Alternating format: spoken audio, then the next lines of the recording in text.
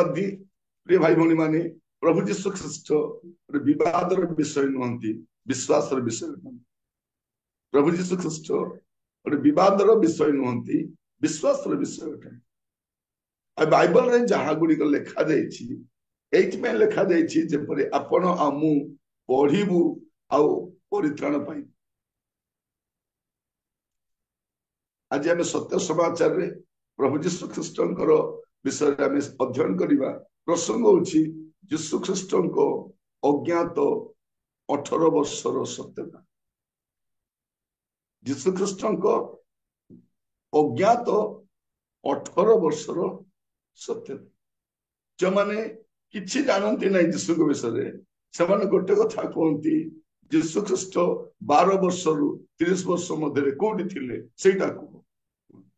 सेटा पचारि दियंती लोक मान कहते अरे तमे जानिनु सेटा सेते सन कहते नाइ नाइ जीशु कोठी आस्ते जानिछ जीशु पुरी को आसीथिले जीशु आस्ते पुरी को आस्तिले आउ हमरो शंकराचार्य मान ठारू शिक्षा ग्रहण कर से दीक्षा ग्रहण कर जाइतिले आ प्रभु जीशु ख्रीष्ट थिले हिंदू से थिले सनातनी हिंदू एटा भी कहि पकांती आम लोक माने चुप हेतिबे पर लागुची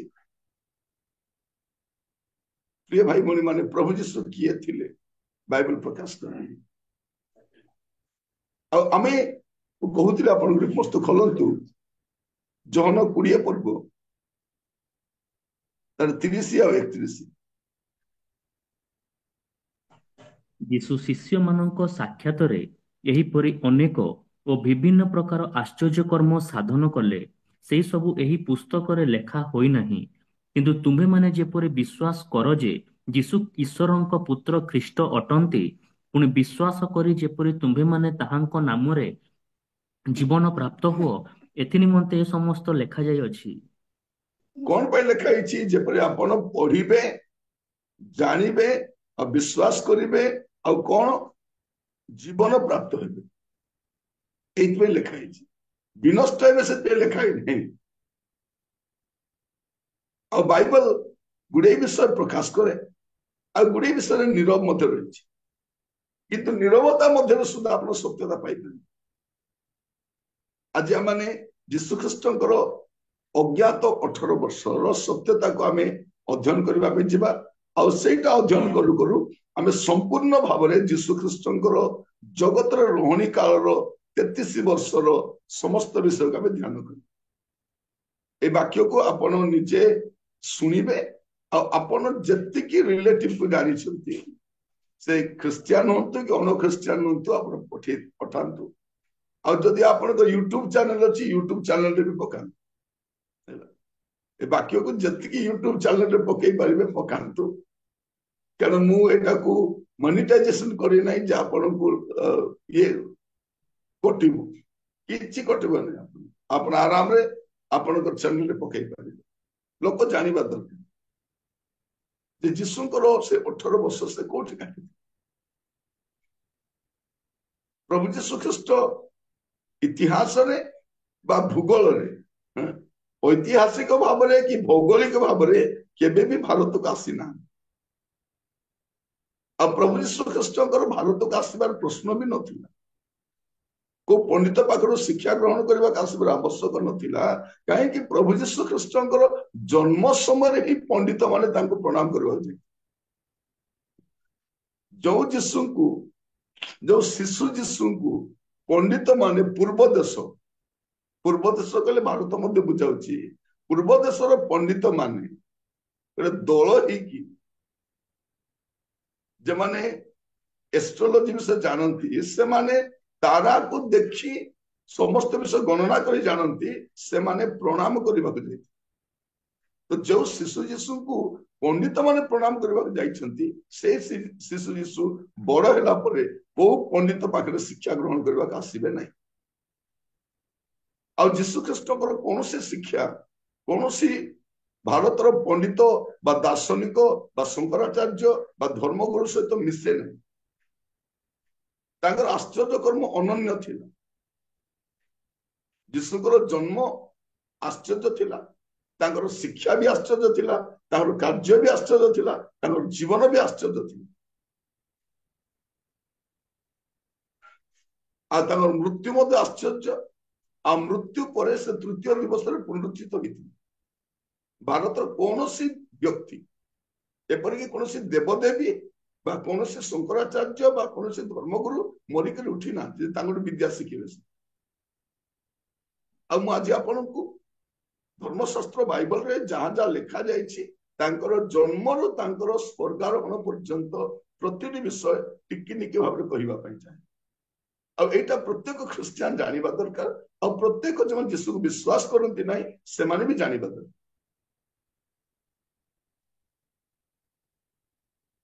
ପ୍ରଥମ ବିଷୟ ଆମେ ଦେଖିବା ଯୀଶୁ ଖ୍ରୀଷ୍ଟଙ୍କର। ଆଉ ଯୀଶୁ ଖ୍ରୀଷ୍ଟ ଯେ ଜନ୍ମ ହେବାରୁ ଅଛନ୍ତି ତାହା ନୁହଁ, ସେ ଥିବାରୁ ଜନ୍ମ ହେଇଛନ୍ତି।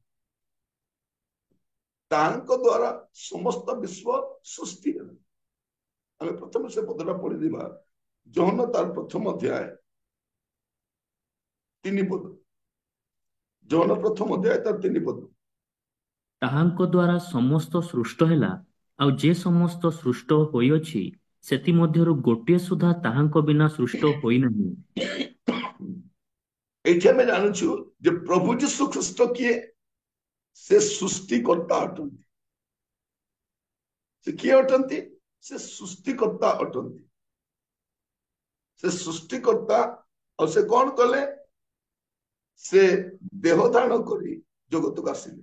ଯଦି ଆପଣ ଦେଖିବେ, ଆପଣ ତାର 18 ପଦ ପଢନ୍ତୁ। କେହି କେବେ ଈଶ୍ୱରଙ୍କୁ ଦେଖି ନାହିଁ, ପିତାଙ୍କ କୋଳସ୍ଥିତ ଅଦ୍ୱିତୀୟ ପୁତ୍ର ତାହାଙ୍କୁ ପ୍ରକାଶ କଲେ। ପ୍ରଭୁ ଯୀଶୁ ଖ୍ରୀଷ୍ଟ ଈଶ୍ୱରଙ୍କୁ କେହି କେବେ ଦେଖିନାହିଁ। ଯଦି ଈଶ୍ୱରଙ୍କୁ କେହି କେବେ ଦେଖି ନାହାନ୍ତି, ଆମ ଦେଶର ଲୋକମାନେ କାହାକୁ ଦେଖିଛନ୍ତି? ତୁମେ କାହାକୁ ଦେଖିଲ ଯେ ଏତେ ଆକୃତି ମନେ ପକେଇଲ? ଈଶ୍ୱରଙ୍କୁ ତ କେହି କେବେ ଦେଖି ନାହାନ୍ତି, ତୁମେ କାହାକୁ ଦେଖିଲ? ଭାଇ ଭଉଣୀ ମାନେ, ଯେତେବେଳେ ଲୋକମାନେ ଶିକ୍ଷିତ ଲୋକମାନେ ପଚାରନ୍ତି ଆମେ ଉତ୍ତର ବି ଦେଇପାରୁନି। ଆମେରିକାର ଜନସଂଖ୍ୟା 34 କୋଟି, ଆମର ଦେବଦେବୀ ଏକା 33 କୋଟି। କିନ୍ତୁ ଆମେ ଏତେ ଥାଇକି ମଧ୍ୟ ଆମେରିକା ସହିତ ସମାନ ନାହିଁ। ସେ ସୁପର ପାୱାର, ସେ ଜ୍ଞାନରେ, ସେ ଧନରେ, ସବୁରେ ନମ୍ବର 1। ଆମର 33 କୋଟି ଥାଇ ମଧ୍ୟ କିଛି କାମ କରୁନି। ଅବାନ୍ତର ବିଷୟ ଗୁଡାକ ଲୋକମାନଙ୍କ ଉପରେ ଲୋକମାନେ ଲଦିବା ପାଇଁ ଚାହାନ୍ତି। ଏଠି ଆମେ ଦେଖୁ କେହି କେବେ ଈଶ୍ୱରକୁ ଦେଖିନାହିଁ। ପ୍ରଭୁ ଯୀଶୁ ଖ୍ରୀଷ୍ଟ ଦେହ ଧାରଣ କରି ଜଗତକୁ ଆସିଲେ ଯେ ଜଗତର ସୃଷ୍ଟିକର୍ତ୍ତା। ପ୍ରଥମ ବିଷୟ ଆମେ ଯୀଶୁ ଖ୍ରୀଷ୍ଟଙ୍କର ଅଜ୍ଞାତ ସେ 18 ବର୍ଷର ଅଧ୍ୟୟନ କରିବା ସମୟରେ ପ୍ରଥମେ ଆମେ ତାଙ୍କର ଜନ୍ମରୁ ଦେଖିବା। ଆଉ ଏଇଟା ମନେ ରଖିଥାନ୍ତୁ, ପ୍ରଭୁ ଯୀଶୁ ଖ୍ରୀଷ୍ଟ ଜନ୍ମ ହେବାରୁ ନାହାନ୍ତି, ସେ ଥିବାରୁ ଜନ୍ମ ହେଇଛନ୍ତି। ଆଉ ଭାରତର ଯେତେ ରାଜା ମାନଙ୍କୁ ଦେଖିବେ ତାଙ୍କର ବଂଶାବଳୀ ନାହିଁ। ଅଧିକା ତାଙ୍କର ବାପାର ବାପା ତାର ବାପା ଗୋଟେ ଆସିପାରିବ। ଯୀଶୁ ଖ୍ରୀଷ୍ଟଙ୍କର ସମ୍ପୂର୍ଣ୍ଣ ବଂଶାବଳୀ ଯେ ମାନବ ଭାବରେ ଯେ ଆସିଲେ, ମାନବୀୟ ସମ୍ପୂର୍ଣ୍ଣ ହିଷ୍ଟ୍ରି ଅଛି। ଯୀଶୁ ଇତିହାସ ଅଟନ୍ତି, କାଳ୍ପନିକ ନୁହନ୍ତି। ଯୀଶୁଙ୍କର ଜନ୍ମ ରେକର୍ଡ କରାଯାଇଛି। ଇଟ ଇଜ ରେକର୍ଡେଡ। ତାଙ୍କର ଜନ୍ମ ରେକର୍ଡ କରାଯାଇଛି। ଆପଣ ଯଦି ଦେଖିବେ ଲୁକ ତାର 2 ପର୍ବ ପ୍ରଥମ 3 ପଦ।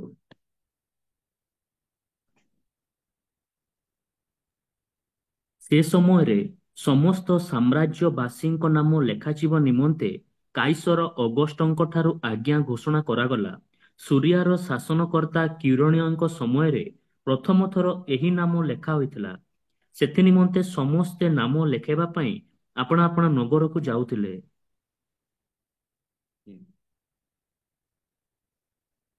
4 ପଦ। ପୁଣି ଜୋସେଫ ମଧ୍ୟ ନାମ ଲେଖାଇବା ନିମନ୍ତେ ମରିୟମଙ୍କ ସହିତ ଗାଲିଲୀର ନାଜରିତ ନଗରରୁ ଜିହୁଦା ପ୍ରଦେଶର ବେଥଲେହେମ ନାମକ ଦାଉଦଙ୍କ ନଗରକୁ ଗଲେ, କାରଣ ସେ ଦାଉଦଙ୍କ ବଂଶ ଓ ଗୋଷ୍ଠୀର ଲୋକ ଥିଲେ। ତାପରେ 11 ପଦ ପଢନ୍ତୁ। କାରଣ ଆଜି ଦାଉଦଙ୍କ ନଗରରେ ତୁମ୍ଭମାନଙ୍କ ନିମନ୍ତେ ତ୍ରାଣକର୍ତ୍ତା ଜନ୍ମଗ୍ରହଣ କରିଅଛନ୍ତି, ସେ ଖ୍ରୀଷ୍ଟ ପ୍ରଭୁ।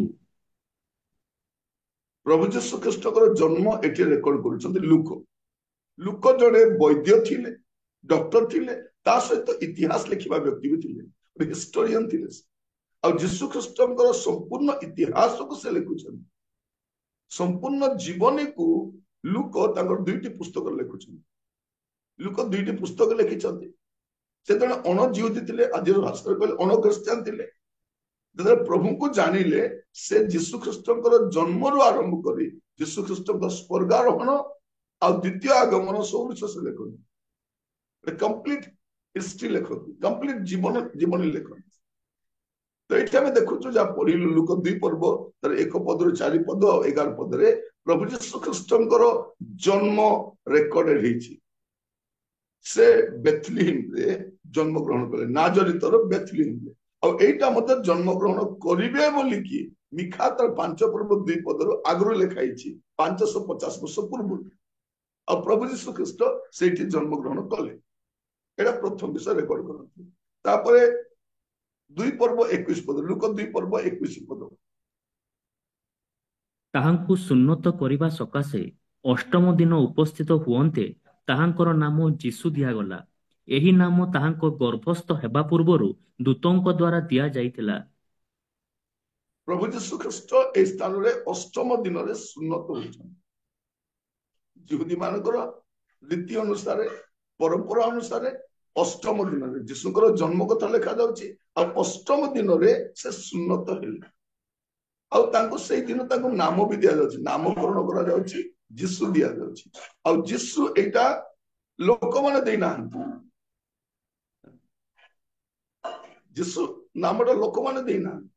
ଯଦି ଅନ୍ୟ ରାଜା ମାନଙ୍କର ନାମ ଅନ୍ୟମାନେ ଦେଇଛନ୍ତି, ଅନ୍ୟମାନଙ୍କ ନାମ ଅନ୍ୟମାନେ ଦେଇଛନ୍ତି, ଯୀଶୁଙ୍କ ନାମ ଲୋକମାନେ ଦେଇନାହାନ୍ତି। ଯୀଶୁଙ୍କର ଜନ୍ମ ପୂର୍ବରୁ এই নামটা প্রদান କରାଯାଇଛି, ଯୋଉଟା ଆମେ ମାଥ୍ୟୁ ତାର 1 ପର୍ବ 21 ପଦରେ ବି ପଢୁ। ମାଥ୍ୟୁ 1 ପର୍ବ 21 ପଦ। ସେ ପୁତ୍ର ପ୍ରସବ କରିବେ, ଆଉ ତୁମ୍ଭେ ତାହାଙ୍କ ନାମ ଯୀଶୁ ଦେବ, କାରଣ ସେ ଆପଣା ଲୋକଙ୍କୁ ସେମାନଙ୍କର ସମସ୍ତ ପାପରୁ ପରିତ୍ରାଣ କରିବେ। କଣ କରିବେ ସେ ଆପଣା ଲୋକ? ମାନେ କୋଉ ଲୋକ? ଯୋଉମାନଙ୍କୁ ସେ ସୃଷ୍ଟି କରିଛନ୍ତି, ନିର୍ମାଣ କରିଛନ୍ତି, ସେ ସେଇ ଲୋକମାନଙ୍କୁ ପରିତ୍ରାଣ କରିବେ। ଯୀଶୁ ନାମର ଅର୍ଥ ହଉଛି ତ୍ରାଣକର୍ତ୍ତା, ଉଦ୍ଧାରକର୍ତ୍ତା, ମୁକ୍ତିଦାତା, ସେଭିୟର। ଯେତେବେଳେ ଆମେ ଯୀଶୁ ନାମଟା ନେଉଛୁ, ଆମେ ଜାଣିବା ଦରକାର ଏ ନାମ ହିଁ ତ୍ରାଣକର୍ତ୍ତା ନାମ। ଆଉ ଅନ୍ୟ ନାମରେ ପରିତ୍ରାଣ ନାହିଁ, ଅନ୍ୟ ନାମରେ ମୁକ୍ତି ନାହିଁ। ଏଇଟା ଶାସ୍ତ୍ର ଲେଖା। ଆମର ଇଚ୍ଛାରେ ଆମେ ତାକୁ ପୂଜା କରିପାରୁ, ପ୍ରାର୍ଥନା କରିପାରୁ, ଗ୍ରହଣ କରିପାରୁ, ଗର୍ବ କରିପାରୁ, କିନ୍ତୁ ପରିତ୍ରାଣ କେବଳ ଯୀଶୁଙ୍କ ନାମରେ ଅଛି, ଦ୍ୱିତୀୟ ନାମରେ ନାହିଁ। ଏଇଟା ଆମେ ଯଦି ଦେଖିବା, ପ୍ରେରିତ 4 ପର୍ବ 12 ପଦ ଲେଖାଯାଉଛି। ପଢିବେ ଟିକେ ପ୍ରେରିତ 4 ପର୍ବ 12 ପଦ। ତାହାଙ୍କ ଛଡା ଆଉ କାହାଠାରେ ପରିତ୍ରାଣ ନାହିଁ, କାରଣ ଯାହା ଦ୍ୱାରା ଆମ୍ଭମାନଙ୍କୁ ପରିତ୍ରାଣ ପାଇବାକୁ ହେବ, ଆକାଶ ତଳେ ମନୁଷ୍ୟମାନଙ୍କ ମଧ୍ୟରେ ଆଉ କୌଣସି ନାମ ଦିଆଯାଇ ନାହିଁ। ଲେଖାଯାଉଛି ଆଉ କୌଣସି ନାମ ଦିଆଯାଇନାହିଁ, ଶାସ୍ତ୍ର ଲେଖାଯାଇଛି। ଯେମିତି ଯୀଶୁ ସମସ୍ତଙ୍କ ପାଇଁ, ବାଇବଲ ମଧ୍ୟ ସମସ୍ତଙ୍କ ପାଇଁ। ବାଇବଲ କେବଳ ଖ୍ରୀଷ୍ଟିଆନ ମାନଙ୍କ ଧର୍ମ ଗ୍ରନ୍ଥ ନୁହେଁ, ବାଇବଲ ସମସ୍ତଙ୍କ ପାଇଁ। ଜଣେ ମଣିଷ ଭାବରେ ସେ ନିଶ୍ଚିତ ଭାବରେ ସେ ଯୀଶୁକୁ ଗ୍ରହଣ କରନ୍ତୁ ବା ନ କରନ୍ତୁ, ବାଇବଲ ପଢିବା ଦରକାର, ଯେବେ ସେ ସତ୍ୟତାକୁ ଜାଣିପାରିବେ। ବିନା ବାଇବଲରେ ଈଶ୍ୱରକୁ ଜାଣି ହବନି। ଈଶ୍ୱର କିଏ ବିନା ବାଇବଲରେ କୌଣସି ମନୁଷ୍ୟ ଜାଣିପାରିବନି। ବାଇବଲ ହିଁ ସମ୍ପୂର୍ଣ୍ଣ ଈଶ୍ୱରକୁ ପ୍ରକାଶ କରେ। ବାଇବଲ ହଉଛି ମାନବ ସମାଜର ସମ୍ପୂର୍ଣ୍ଣ ଇତିହାସ। ମାନେ ମନୁଷ୍ୟ ସୃଷ୍ଟି ହେଲା, ପୃଥିବୀ କେମିତି ସୃଷ୍ଟି ହେଲା, ପୃଥିବୀ କେମିତି ବିନଷ୍ଟ ହବ, ତାପରେ କଣ ହବ, ମୃତ୍ୟୁ ପରେ କଣ ହବ, ସବୁ ବିଷୟ।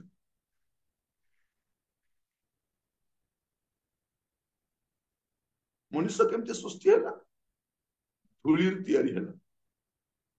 ଆଉ ମଣିଷ ଜନ୍ମ ହେବା ପାଇଁ 84,000 ଜନିରେ ପ୍ରବେଶ କରିବାର ଆବଶ୍ୟକ ନାହିଁ। ସେ ମୃତ୍ତିକାରୁ ତିଆରି ହେଇଛି, ସେ ମୃତ୍ତିକାରେ ମିଶିବ, ତାପରେ ତାର ବିଚାର ହବ। ସେ ଅନନ୍ତ ସ୍ୱର୍ଗକୁ ଯିବ, ନହେଲେ ଅନନ୍ତ ନରକକୁ ଯିବ। ଏଠି ଆମେ ଦେଖୁ ଯୀଶୁ ଖ୍ରୀଷ୍ଟ ଅଷ୍ଟମ ଦିନରେ ସୁନ୍ନତ ହେଲେ, ଏଇଟା ମଧ୍ୟ ରେକର୍ଡେଡ। ତାପରେ ଲୁକ 2 ପର୍ବ 40-41।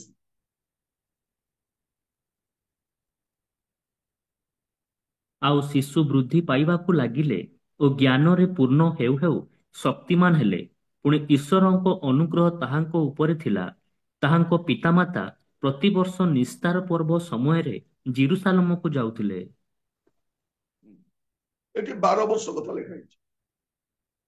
କଣ ଲେଖା ଅଛି?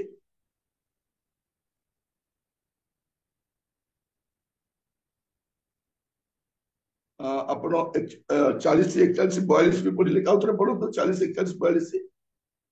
ଆଉ ଶିଶୁ ବୃଦ୍ଧି ପାଇବାକୁ ଲାଗିଲେ ଓ ଜ୍ଞାନରେ ପୂର୍ଣ୍ଣ ହେଉ ହେଉ ଶକ୍ତିମାନ ହେଲେ। ପୁଣି ଈଶ୍ୱରଙ୍କ ଅନୁଗ୍ରହ ତାହାଙ୍କ ଉପରେ ଥିଲା। ତାହାଙ୍କ ପିତାମାତା ପ୍ରତିବର୍ଷ ନିସ୍ତାର ପର୍ବ ସମୟରେ ଜେରୁସାଲମକୁ ଯାଉଥିଲେ।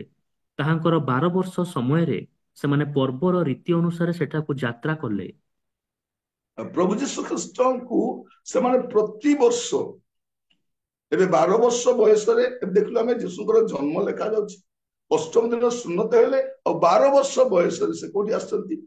ପୁଣି ଥରେ ଜେରୁସାଲେମ ଯାଉଛନ୍ତି। ସେମାନେ ରୀତି ଅନୁସାରେ ପ୍ରତିବର୍ଷ ନିସ୍ତାର ପର୍ବ ସମୟରେ କୋଉଠିକି ଯାଉଥିଲେ? ଜେରୁସାଲେମକୁ ଯାଉଥିଲେ। ଏବେ 12 ବର୍ଷ କଥା ଲେଖା ହେଇଛି। ଆଉ ଏଇ ଘଟଣା ଆମେ ଜାଣୁ ଯେ ପ୍ରଭୁ ଯୀଶୁ ଖ୍ରୀଷ୍ଟ ଏଇ ସମୟରେ କଣ ହଉଛି, ଆପଣ ଟିକେ ପଢିବେ ତାର 46 ପଦ, 47 ପଦ।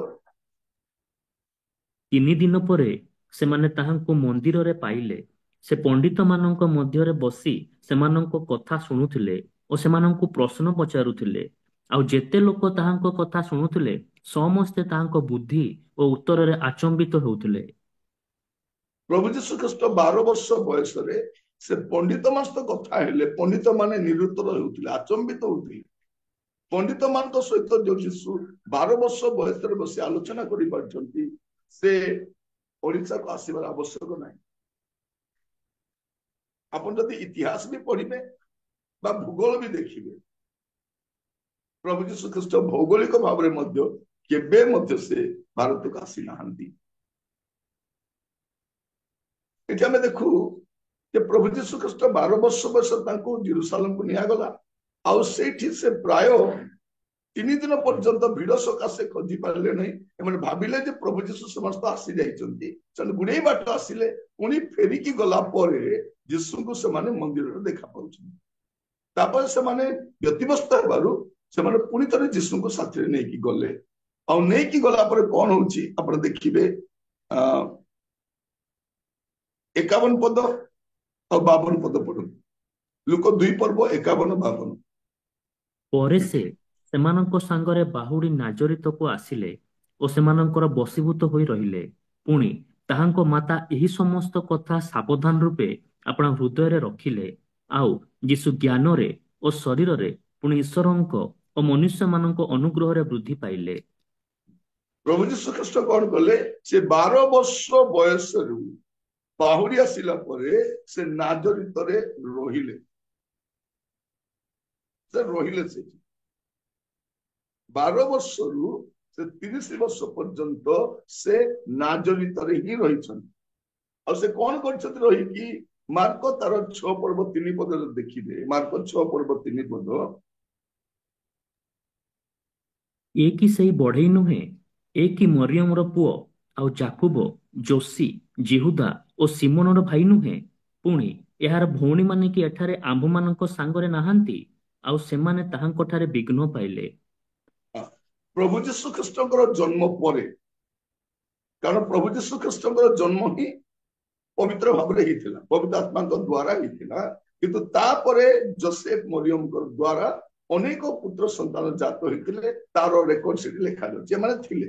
ଆଉ ପ୍ରଭୁ ଯୀଶୁ ଏ କି ସେହି ବଢେଇ ନୁହେଁ?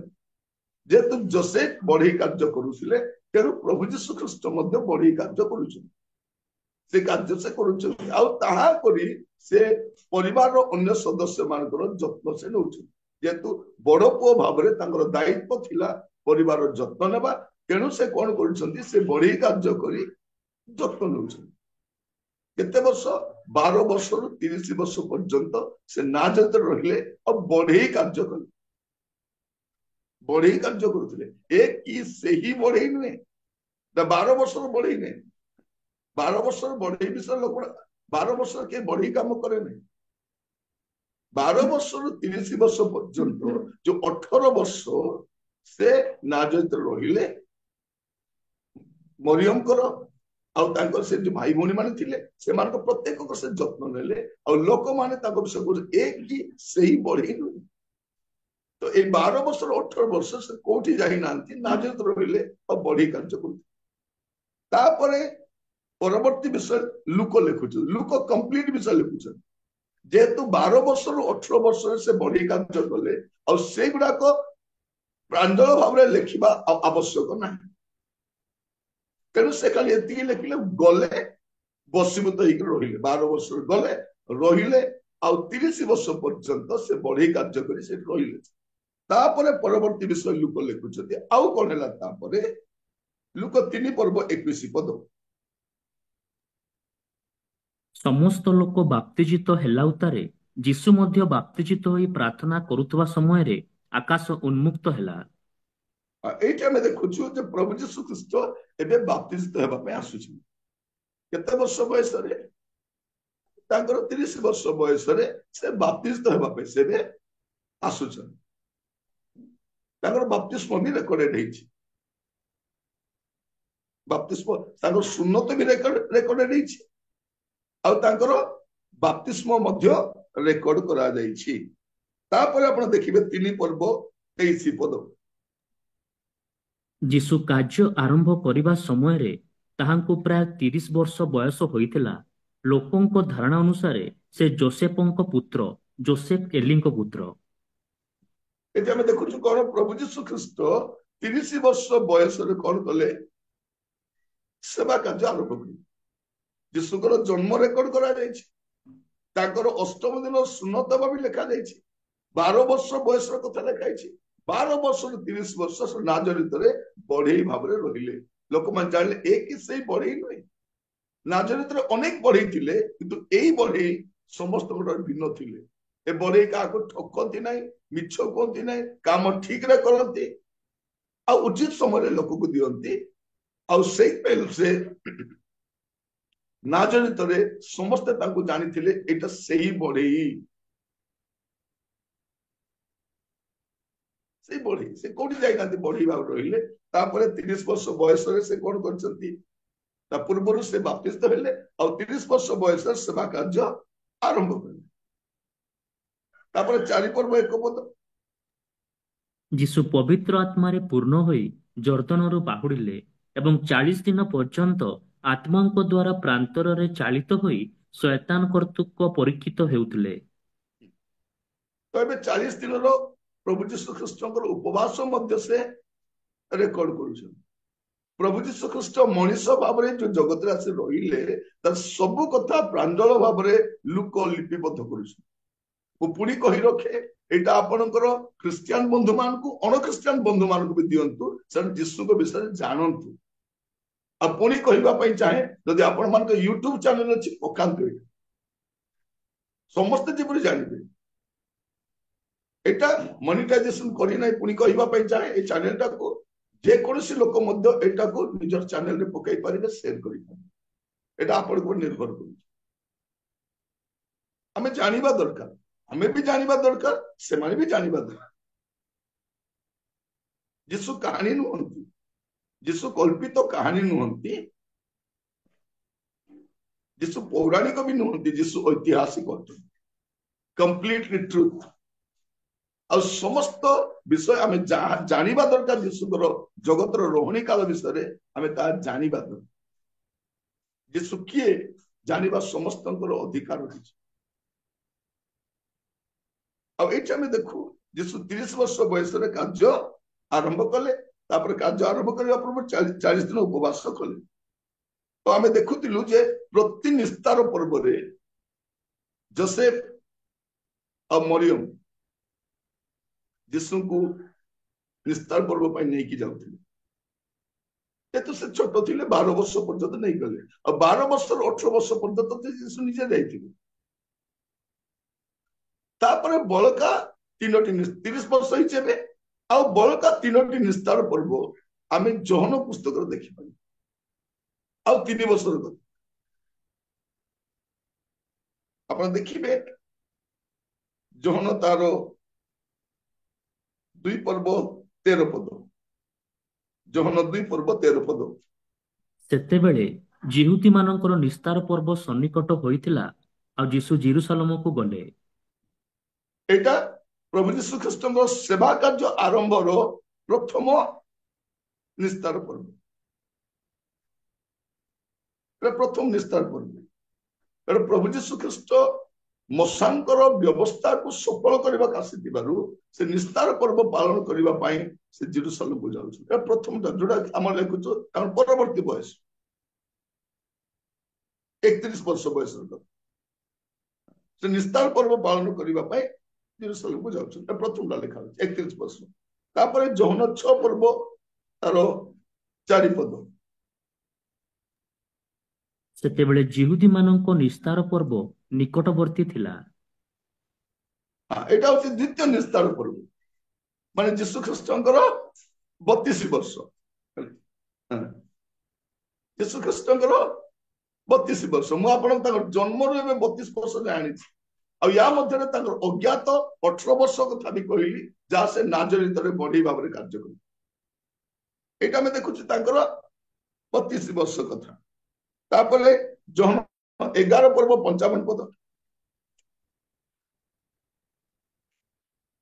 ଯିହୁଦୀମାନଙ୍କର ନିସ୍ତାର ପର୍ବ ସନ୍ନିକଟ ଥିଲା, ପୁଣି ପଲ୍ଲୀଗ୍ରାମ ଗୁଡ଼ିକରୁ ଅନେକେ ଆପଣା ଆପଣାକୁ ସୂଚୀ କରିବା ନିମନ୍ତେ ନିସ୍ତାର ପର୍ବ ପୂର୍ବେ ଜେରୁସାଲେମକୁ ଯାତ୍ରା କଲେ। 12 ପର୍ବ 1 ପଦ। ଇତିମଧ୍ୟରେ ଯୀଶୁ ନିସ୍ତାର ପର୍ବର 6 ଦିନ ପୂର୍ବରୁ ବେଥନିଆକୁ ଆସିଲେ। ଯେଉଁ ଲାଜାରଙ୍କୁ ସେ ମୃତମାନଙ୍କ ମଧ୍ୟରୁ ଉଠାଇଥିଲେ, ସେ ସେହି ସ୍ଥାନରେ ଥିଲେ। 13 ପର୍ବ 1 ପଦ। ନିସ୍ତାର ପର୍ବ ହେବା ପୂର୍ବରୁ ଯୀଶୁ ଏହି ଜଗତରୁ ପିତାଙ୍କ ନିକଟକୁ ଆପଣାର ପ୍ରୟାଣ କରିବାର ସମୟ ଉପସ୍ଥିତ ଜାଣି ଜଗତରେ ଥିବା ନିଜର ଯେଉଁ ଲୋକମାନଙ୍କୁ ସେ ପ୍ରେମ କରି ଆସୁଥିଲେ, ସେମାନଙ୍କ ପ୍ରତି ଚୂଡ଼ାନ୍ତ ପ୍ରେମ ପ୍ରକାଶ କଲେ। ପ୍ରଭୁ ଯୀଶୁ ଖ୍ରୀଷ୍ଟ ଜଗତରୁ ପ୍ରୟାଣ କରିବା ପୂର୍ବରୁ, ଜଗତରୁ ସେବା କାର୍ଯ୍ୟ ସମାପ୍ତ କରି ଯିବା ପୂର୍ବରୁ ଏଇଟା ତାଙ୍କର ଶେଷ ନିସ୍ତାର ପର୍ବ ଥିଲା। ୟାର ପରବର୍ତ୍ତୀ ଦିନ ପ୍ରଭୁ ଯୀଶୁ ଖ୍ରୀଷ୍ଟ କ୍ରୁଶାନ୍ବିତ ହେଇଥିଲେ। ଏଇଟା ହଉଛି ତାଙ୍କର ଜୀବନ 33ତମ ନିସ୍ତାର ପର୍ବ। ତ ଆମେ ଲୁକ ଆଉ ଯୋହନ ପୁସ୍ତକରେ ପ୍ରଭୁ ଯୀଶୁ ଖ୍ରୀଷ୍ଟଙ୍କର 33 ବର୍ଷର ସମ୍ପୂର୍ଣ୍ଣ ଜଗତର ରହଣୀ କାଳର ଇତିହାସ ଆମେ ଦେଖିବୁ। ତ ଇତିମଧ୍ୟରେ ପ୍ରଭୁ କେତେବେଳେ ଆସିଲେ ଭାରତକୁ, କାହାଠୁ ଶିଖିବାକୁ ଗଲେ, କୋଉ ପଣ୍ଡିତଠାରୁ ଶିଖିବାକୁ ଗଲେ, ଯୀଶୁଙ୍କର ଶିକ୍ଷା କାହା ଶିକ୍ଷା ସହିତ ମିଶୁଛି, ଯୀଶୁଙ୍କର ଜୀବନ କାହାଠାରେ ମିଶୁଛି, ଯୀଶୁ ଯୋଉ ଅଲୌକିକ ଆଶ୍ଚର୍ଯ୍ୟ କର୍ମ କରିଛନ୍ତି କୋଉ ଶଙ୍କରାଚାର୍ଯ୍ୟ ବା କୋଉ ଧର୍ମଗୁରୁ ଠାରୁ ଶିକ୍ଷା ଗ୍ରହଣ କରିଛନ୍ତି, ମୃତ ମାନଙ୍କୁ କୋଉ ଶଙ୍କରାଚାର୍ଯ୍ୟ ଜୀବନ ଦେଇଥିଲେ, କିଏ ପାଣି ଉପରେ ଚାଲିଥିଲେ, କିଏ 5 ମାଛକୁ 5,000 ଅଧିକ ଲୋକ ଖାଇବାକୁ ଦେଇଥିଲେ, କିଏ ଝଡକୁ ଶାନ୍ତ କରିଥିଲେ, କିଏ ପବନକୁ ଚୁପ୍ କରେଇଥିଲେ, କିଏ 4 ଦିନର ମଢାକୁ ଜୀବନ ଦେଇଥିଲେ, କିଏ ମରିକି ଉଠିଥିଲେ, କିଏ ମୃତ୍ୟୁକୁ ଜୟ କରି ସ୍ୱର୍ଗାରୋହଣ କରିଥିଲେ, ଯେ କାହାଠାରୁ ଶିଖିବେ ସେ? ପ୍ରିୟ ଭାଇ ଭଉଣୀ ମାନେ, ପ୍ରଭୁ ଯୀଶୁ ଖ୍ରୀଷ୍ଟଙ୍କୁ କାହାଠାରୁ ଶିକ୍ଷା ଗ୍ରହଣ କରିବାର ଆବଶ୍ୟକ ନାହିଁ, ସେ ନିଜେ ଈଶ୍ୱର ଥିଲେ। ଆଉ ଈଶ୍ୱରଙ୍କୁ ମଣିଷ ପାଖରେ ଶିଖିବାର ଆବଶ୍ୟକ ନାହିଁ। ମତେ ଥରେ ଜଣେ ପଚାରୁଛି, ଆଜ୍ଞା ଯୀଶୁ କାହିଁକି ସ୍କୁଲ ଯାଇନାହାନ୍ତି? କାରଣ ଭାରତର ରାଜା ମାନେ ଗୁରୁକୁଳକୁ ଯାଇଛନ୍ତି, କୌଣସି ନା କୌଣସି ଲୋକଠାରୁ ଶିକ୍ଷା ଗ୍ରହଣ କରିଛନ୍ତି। ଯୀଶୁ ଯାଇନାହାନ୍ତି କାରଣ ଯୀଶୁଙ୍କୁ ପଢେଇବା ପାଇଁ ମାଷ୍ଟର ଏକା ଜନ୍ମ ହେଇନାହାନ୍ତି। ଯେ କହିବା ମାତ୍ରେ ପୃଥିବୀ ସୃଷ୍ଟି ହେଲା,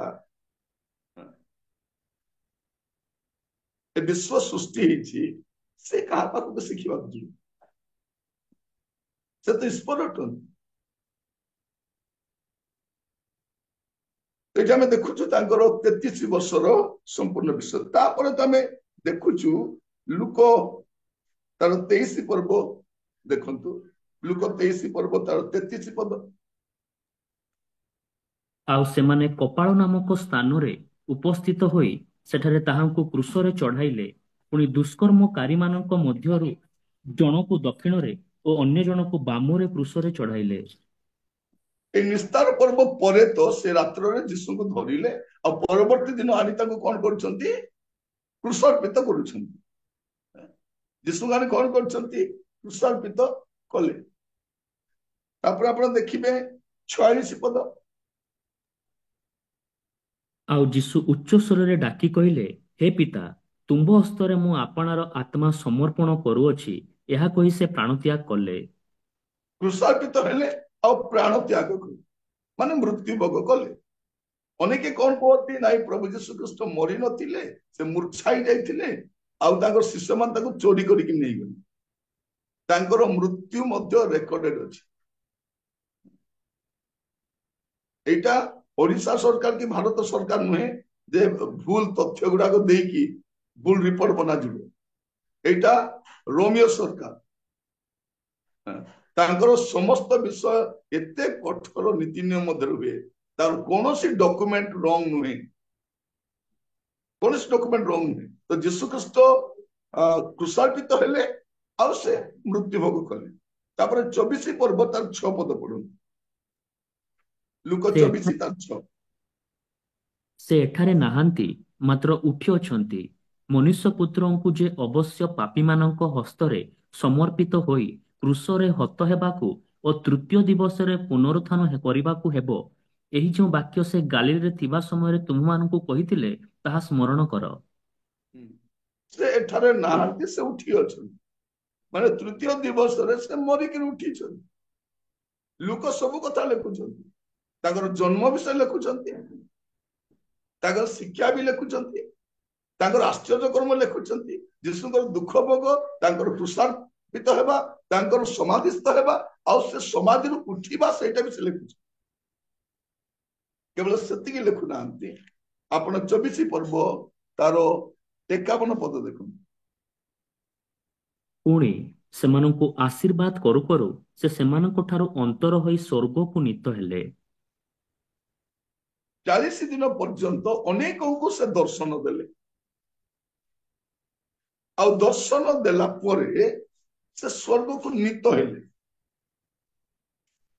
ପ୍ରଭୁ ଯୀଶୁ ଖ୍ରୀଷ୍ଟ ତାଙ୍କର ଜଗତରେ ରହଣୀ କାଳ ମଧ୍ୟରେ କେବେ ଆସିନାହାନ୍ତି, ମା ମୃତ୍ୟୁକୁ ଜୟ କରି ଉଠିଲା ପରେ ମଧ୍ୟ, ପୁନର୍ଜୀବିତ ହେଲା ପରେ ମଧ୍ୟ ଭାରତକୁ ଆସିନାହାନ୍ତି।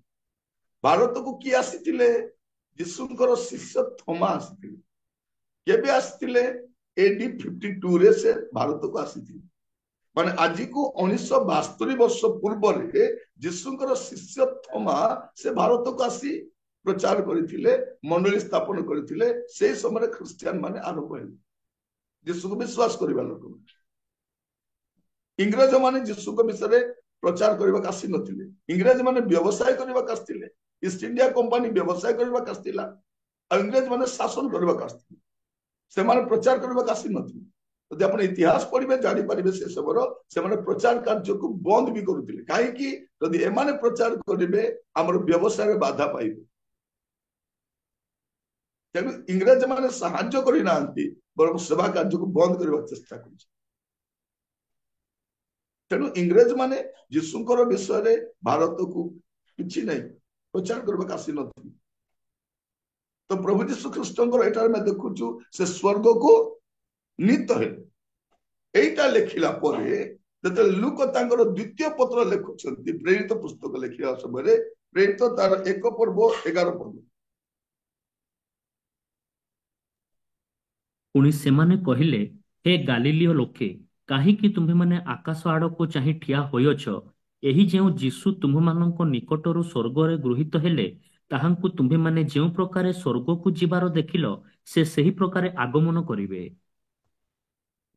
ଏବେ ସେ କଣ କହୁଛନ୍ତି? ଯୀଶୁ ସ୍ୱର୍ଗକୁ ଗଲେ, ଆଉ ଏବେ ସେ ସ୍ୱର୍ଗରୁ ସେ ପ୍ରକାର ଆଗମନ କରିବେ।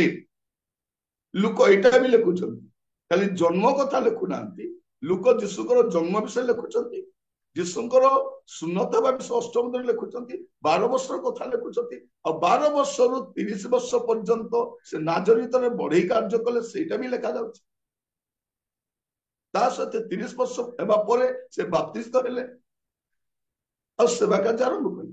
ଜହନ ତାଙ୍କର 3ଟି ନିସ୍ତାର ପର୍ବ, ମାନେ ଆହୁରି 3 ବର୍ଷର ସେବା କାର୍ଯ୍ୟ ବି ଲେଖୁଛନ୍ତି। ତ 33 ବର୍ଷ ହେଲା। ତାପରେ ଯୀଶୁ କଣ ହଉଛନ୍ତି? ଶତ୍ରୁ ହସ୍ତରେ ଧରା ପଡିଲା ପରେ ଆମମାନଙ୍କର ଜଗତର ଲୋକମାନଙ୍କର ପରିତ୍ରାଣ ନିମନ୍ତେ ଆପଣାର ପ୍ରାଣ ସେ କ୍ରୁଶରେ ବଳି କରୁଛନ୍ତି। से क्रूसरे क्रूसार्पित हेले, से मृत्युभोग कले, से समाधिस्थ हेले, आ समाधि से तृतीय दिवस उठिले। आ लोक लिखुचंती तांकर स्वर्ग को नीत हेबा कथा भी लिखुचंती। आ एठे लिखुचंती से जेपरि स्वर्ग को जाइछंती सेठारु से सेहीपरि आगमन मध्य करिवे। से आगमन करबा कले कोन करिवे, से विचार करबा कासिबे, सत्य धर्म रे विचार करिवे। एटा लोक तांकर प्रेरित पुस्तक लिखुचंती। एबे चारियाडे लोक मान को कोन कहा जाउची, मन परिवर्तन करबा पई कहा जाउची। मन परिवर्तन कले ही जने लोक स्वर्ग राज्य को जाई पारे। धर्म परिवर्तन नुहे, नाम परिवर्तन नुहे, जाति परिवर्तन नुहे, मन परिवर्तन, एटा समस्त को जाना जाउची। प्रेरित 17 पर्व 30 पद।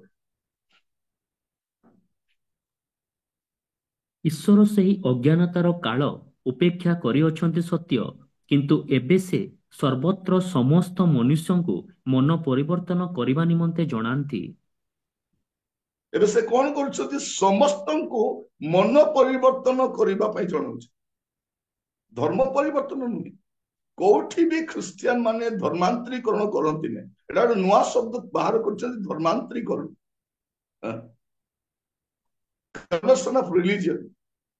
कोठी मध्य मोर जानिबारे धर्मांतरीकरण ही नहीं, एउ मध्य नहीं। कोन कहा जाउची, मन परिवर्तन करो, जीवन परिवर्तन करो, चरित्र परिवर्तन करो, पाप को परित्याग करो। एटा सर्वत्र समस्त को जना जाउची। एटा को कहा जाए सुसमाचार प्रचार। सुसमाचार किए? सुसमाचार जीसु। सेटा लोक लिखुचंती। लोक 2 पर्व पुणी थे पढ़ा 10-11 पद। लोक 2 पर्व 10-11। ସେଥିରେ ଦୂତ ସେମାନଙ୍କୁ କହିଲେ, ଭୟ କର ନାହିଁ। ଦେଖ, ମୁଁ ସମସ୍ତ ଲୋକଙ୍କର ଅତ୍ୟନ୍ତ ଆନନ୍ଦଜନକ ସୁସମାଚାର ତୁମ୍ଭମାନଙ୍କୁ ଜଣାଉଅଛି। କାରଣ ଆଜି ଦାଉଦଙ୍କ ନଗରରେ ତୁମ୍ଭମାନଙ୍କ ନିମନ୍ତେ ତ୍ରାଣକର୍ତ୍ତା ଜନ୍ମଗ୍ରହଣ କରିଅଛନ୍ତି, ସେ ଖ୍ରୀଷ୍ଟ ପ୍ରଭୁ। समस्त सुसमाचार कौन, जे त्राणकर्ता जन्म ग्रहण कर, मुक्तिदाता उद्धारकर्ता जन्म ग्रहण कर, नाम भी लिखा जाए से ख्रीष्ट प्रभु। जीसु को नाम रे ही परित्राण अच्छे। एटा बाइबल प्रकाश कर। से मानवर मुक्ति निमंते, मानवर पाप क्षमा निमंते से जगत को आसी थे, और से जन्म ग्रहण करते। कारण तांकर सुष्ट मनुष्य को उद्धार तार धर्म कर्म त्याग तपस्या पुण्य रे हुए नहीं। तेणु त्राणकर्ता आसबार आवश्यक थिला। से त्राणकर्ता भाव आसिले। आज से सुसमाचार समस्त को जणाई दिया जाउची मन परिवर्तन करिबा पई। कारण परवर्ती पद लिखा जाउची प्रेरित 17 पर्व 31 पद रे पढ़िबे।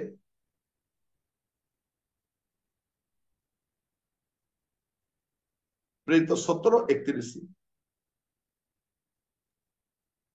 କାରଣ ଯେଉଁଦିନ ସେ ଆପଣା ନିରୂପିତ ବ୍ୟକ୍ତିଙ୍କ ଦ୍ୱାରା ଧାର୍ମିକତାରେ ଜଗତର ବିଚାର କରିବେ, ଏହିପରି ଗୋଟିଏ ଦିନ ସ୍ଥିର କରିଅଛନ୍ତି, ଆଉ ତାହାଙ୍କୁ ମୃତମାନଙ୍କ ମଧ୍ୟରୁ ଉତ୍ଥାପନ କରି ଏ ବିଷୟରେ ସମସ୍ତଙ୍କ ନିକଟରେ ପ୍ରମାଣ ଦେଇଅଛନ୍ତି। कौन करिवे, जे प्रभु यीशु ख्रीष्ट मृत्यु को जे जय कर उठिचंती से जगतर विचार करिवे धार्मिकता रे। गोटे दिन धार्य करा जायछि। प्रभु यीशु ख्रीष्ट किए? प्रभु यीशु ख्रीष्ट होचंती जगतर सृष्टिकर्ता। आ प्रभु यीशु ख्रीष्ट होचंती मानव जातिर मुक्तिदाता। आ प्रभु यीशु होचंती जगतर विचारकर्ता। आ से समस्तंकर त्राणकर्ता। प्रभु यीशु ख्रीष्ट केवल ख्रिस्टियन मानकर नुहंती, समुदाय मानव जातिर त्राणकर्ता। आ यीशु को ग्रहण करबा द्वारा कार धर्म कि जाति कि भाषा किसी परिवर्तन हुए नहीं। परिवर्तन हुए कौन, तार मन परिवर्तन हुए। तेणु यीशु को ग्रहण करबा द्वारा जने लोकर धर्म चली जाउ नहीं, तार जीवन बदली जाउछि, तार चरित्र तार स्वभाव बदली जाउछि। तेणु यीशु को ग्रहण करिबार कोनोसी असुविधा नहीं। केही भी ग्रहण करि पारि। परित्राण केवल यीशु को ठारे ही मिले। अब प्रभु यीशु ख्रीष्ट समस्त को त्राण करता। 2टा पद में पढ़िबा। तीतस तार 2 पर्व 11 पद।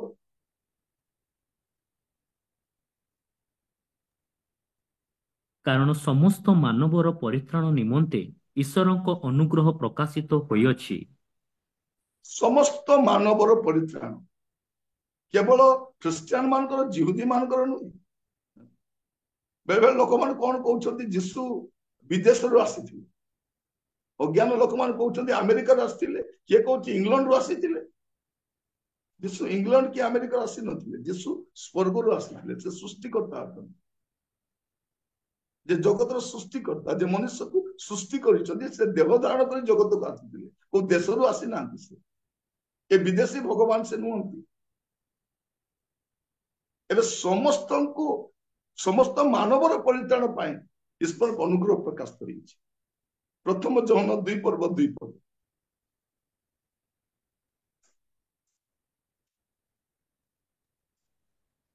ଆଉ ସେ ଆମ୍ଭମାନଙ୍କ ପାପ ନିମନ୍ତେ, କେବଳ ଆମ୍ଭମାନଙ୍କ ପାପ ନିମନ୍ତେ ନୁହେଁ, ମାତ୍ର ସମସ୍ତ ଜଗତର ପାପ ନିମନ୍ତେ ମଧ୍ୟ ପ୍ରାୟଶ୍ଚିତ ସ୍ୱରୂପ ଅଟନ୍ତି। ସେ କଣ ଅଟନ୍ତି? ସମସ୍ତ ମାନବ ଜାତିର ପରିତ୍ରାଣ ନିମନ୍ତେ ପ୍ରାୟଶ୍ଚିତ ସ୍ୱରୂପ ଅଟନ୍ତି, କେବଳ ଆମ ପାଇଁ ନୁହଁ। କଣ ଲେଖାଯାଉଛି? ଆଉ ସେ ଆମ୍ଭମାନଙ୍କ ପାପ ନିମନ୍ତେ, କେବଳ ଆମ୍ଭମାନଙ୍କ ପାପ ନିମନ୍ତେ ନୁହେଁ, ମାତ୍ର ସମସ୍ତ ଜଗତର ପାପ ନିମନ୍ତେ ମଧ୍ୟ ପ୍ରାୟଶ୍ଚିତ। ସମସ୍ତ ଜଗତର ପାପର ପ୍ରାୟଶ୍ଚିତ ଯୀଶୁ ଅଟେ। ଯେତେବେଳେ ଜଣେ ଲୋକ ଯୀଶୁକୁ ଗ୍ରହଣ କରୁଛି, ସେ ତାର ତ୍ରାଣକର୍ତ୍ତାଙ୍କୁ ଗ୍ରହଣ କରୁଛି, ତାର ମୁକ୍ତିଦାତାଙ୍କୁ ଗ୍ରହଣ କରୁଛି। ପ୍ରିୟ ଭାଇ ଭଉଣୀ ମାନେ, ମୁଁ ଆପଣ ମାନଙ୍କୁ କହି ରଖେ ଯେ କୌଣସି ଧର୍ମ ଆପଣଙ୍କୁ ପରିତ୍ରାଣ ଦେଇପାରିବନି, କୌଣସି ଧର୍ମ କର୍ମ ଆପଣଙ୍କୁ ପରିତ୍ରାଣ ଦେଇପାରିବନି। ମୁକ୍ତି କେବଳ କେବଳ ଯୀଶୁ ଦେଇପାରିବେ, ଆଉ ଅନ୍ୟ କେହି ଦେଇପାରିବେନି। ଏଇଟା ଶାସ୍ତ୍ର କହୁଛି। ଆଉ ମୁଁ ଯାହା କହୁଛି ଆପଣ ମାନେ ମଧ୍ୟ ଦେଖିପାରୁଛନ୍ତି। ଆପଣଙ୍କ ବାଇବଲରେ ସେୟା ଲେଖା ହେଇଛି, ମୋ ବାଇବଲରେ ଯାହା ଲେଖା ହେଇଛି। ତେଣୁ ମୁଁ ପଢିବା ପାଇଁ କହୁଛି। ଯଦି ଜଣେ ଲୋକ ଅଧିକ ଯୀଶୁଙ୍କ ବିଷୟରେ ଜାଣିବା ପାଇଁ ଚାହେଁ, ସେ ନିହାତି ବାଇବଲ ପଢିବା। ବାଇବଲ ନ ପଢି ଯୀଶୁକୁ ଜାଣି ହବନି। ଆଜିକାଲି ଆମେ ଦେଖୁଛୁ ଗୁଡେ ବାବା ମାନେ ଯୀଶୁଙ୍କ ବିଷୟରେ କହୁଛନ୍ତି, ନେତା ମାନେ ଯୀଶୁଙ୍କ ବିଷୟରେ କହୁଛନ୍ତି, ଫିଲ୍ମ ଷ୍ଟାର ମାନେ ଯୀଶୁଙ୍କ ବିଷୟରେ କହୁଛନ୍ତି, ଯେମାନେ ସତ୍ୟତା ଜାଣନ୍ତି ନାହିଁ। ଏଠି ଆମେ ଦେଖୁ କଣ, ମନେ ରଖିଥାନ୍ତୁ, କୌଣସି ଧର୍ମ ଆପଣଙ୍କୁ ସ୍ୱର୍ଗକୁ ନେଇପାରିବ ନାହିଁ। ଏପରିକି ଖ୍ରୀଷ୍ଟିଆନ ଧର୍ମ ମଧ୍ୟ ଆପଣଙ୍କୁ ମୁକ୍ତି ବା ଉଦ୍ଧାର ବା ସ୍ୱର୍ଗକୁ ନେଇପାରିବ ନାହିଁ। ମୁକ୍ତି ଦେଇପାରିବେ ଯୀଶୁ, ସ୍ୱର୍ଗକୁ ନେଇପାରିବେ ଯୀଶୁ, ପରିତ୍ରାଣ ଦେଇପାରିବେ ଯୀଶୁ। ଆଉ ସ୍ୱର୍ଗରେ ଆପଣ କୌଣସି ଧର୍ମର ଲୋକଙ୍କୁ ଦେଖିବେନି। କୌଣସି ଧର୍ମର ଲୋକ, ଯେଉଁମାନେ ଯୀଶୁ ଖ୍ରୀଷ୍ଟଙ୍କ ଦ୍ଵାରା ପରିତ୍ରାଣ ପ୍ରାପ୍ତ ହୋଇଛନ୍ତି, ମୁକ୍ତି ଲାଭ କରିଛନ୍ତି, ସେମାନଙ୍କୁ ହିଁ ଆପଣ ଦେଖିବେ। ଯାହା ଆମେ ଦେଖୁଛୁ ପ୍ରକାଶିତ ବାକ୍ୟ 7 ପର୍ବ ତାର 9 ଆଉ 10 ପଦରେ। ପ୍ରକାଶିତ ବାକ୍ୟ 7 ପର୍ବ ତାର 9 ଆଉ 10। ଏହାପରେ ମୁଁ ଦୃଷ୍ଟିପାତ କଲି, ଆଉ ଦେଖ, ସର୍ବଜାତୀୟ, ସର୍ବଗୋଷ୍ଠୀୟ, ସର୍ବବଂଶୀୟ ଓ ସର୍ବଭାଷାବାଦୀ ଅଗଣ୍ୟ ଏକ ମହାଜନତା ଶୁକ୍ଳ ବସ୍ତ୍ର ପରିହିତ ହୋଇ ଓ ଖଜୁରୀ ବାହୁଙ୍ଗା ହସ୍ତରେ ଧରି ସିଂହାସନ ଓ ମେଷଶାବକଙ୍କ ସମ୍ମୁଖରେ ଦଣ୍ଡାୟମାନ ହୋଇଅଛନ୍ତି। ସେମାନେ ଉଚ୍ଚ ସ୍ୱରରେ କହୁଅଛନ୍ତି, ପରିତ୍ରାଣ ସିଂହାସନ ପ୍ରବିଷ୍ଟ ଆମ୍ଭମାନଙ୍କ ଈଶ୍ୱରଙ୍କର ଓ ମେଷଶାବକଙ୍କର କାର୍ଯ୍ୟ। ଏଠି ଆମେ ଯଦି ଦେଖୁଛୁ, ଏହାପରେ ମୁଁ ଦୃଷ୍ଟିପାତ କଲି, ଆଉ ଦେଖ, ସର୍ବଜାତୀୟ ଲେଖା ହେଇଛି, ସର୍ବ ଗୋଷ୍ଠୀୟ ଏଇଟା ବି ଲେଖା ହେଇଛି, ସର୍ବବଂଶୀୟ ଲେଖା ହେଇଛି, ସର୍ବଭାଷାବାଦୀ ଲେଖା ହେଇଛି। ଏଠି ସର୍ବଧର୍ମୀୟ ଲେଖା ହେଇନି। ଲୋକମାନେ କଣ କହୁଛନ୍ତି, ନାଇଁ ନାଇଁ ସବୁ ଧର୍ମର ଲୋକ ସ୍ୱର୍ଗକୁ ଯିବେ, ସେଇ ଧର୍ମରୁ ବି ଯିବେ, ସେଇ ଧର୍ମରୁ ଯିବେ, ସେଇଠି ବି ଭଲ କାମ କରିବା ଲୋକ ଅଛନ୍ତି, ଭଦ୍ର ଲୋକ ଅଛନ୍ତି, ସରଳ ଲୋକ ଅଛନ୍ତି, ସେମାନେ ଯିବେ। ପ୍ରିୟମାନେ, ଆମର ଭଦ୍ରତା, ସରଳତା, ନମ୍ରତା ସ୍ୱର୍ଗକୁ ନେବ ନାହିଁ। ଏଇଟା ଭଲ ବିଷୟ। ଧର୍ମ କର୍ମ ସ୍ୱର୍ଗକୁ ନେବ ନାହିଁ। ଯୀଶୁ ଖ୍ରୀଷ୍ଟଙ୍କ ରକ୍ତରେ ପାପ କ୍ଷମା ପାଇବା ଦରକାର, ତେବେ ସେ ସ୍ୱର୍ଗକୁ ଯାଇପାରିବ। କୌଣସି ଧର୍ମ ନେଇପାରିବନି।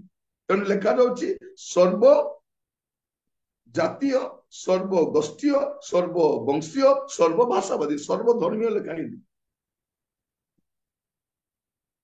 ସବୁ ଧର୍ମର ଲୋକ ଯିବେନି। ଖ୍ରୀଷ୍ଟିଆନ ଧର୍ମର ଲୋକ ବି ସ୍ୱର୍ଗକୁ ଯିବେ ନାହିଁ। ଯେଉଁମାନେ ଯୀଶୁ ଖ୍ରୀଷ୍ଟଙ୍କୁ ତ୍ରାଣକର୍ତ୍ତା ଭାବରେ ଗ୍ରହଣ କରିଛନ୍ତି, ଉଦ୍ଧାର ପ୍ରାପ୍ତ ହୋଇଛନ୍ତି, ଯୀଶୁ ଖ୍ରୀଷ୍ଟଙ୍କ ରକ୍ତରେ ତାଙ୍କ ପାପ ପରିଷ୍କୃତ ହେଇଛି, ସେମାନେ ହିଁ ଯାଇପାରିବେ। ଏହା ମୁଁ ଶାସ୍ତ୍ରରୁ କହିଲି, ମୁଁ ଆପଣଙ୍କୁ ଇଆଡୁ ସିଆଡୁ କିଛି କହିନାହିଁ। ଏଠି ରାଗିବାର ବିଷୟ ବି କିଛି ନାହିଁ।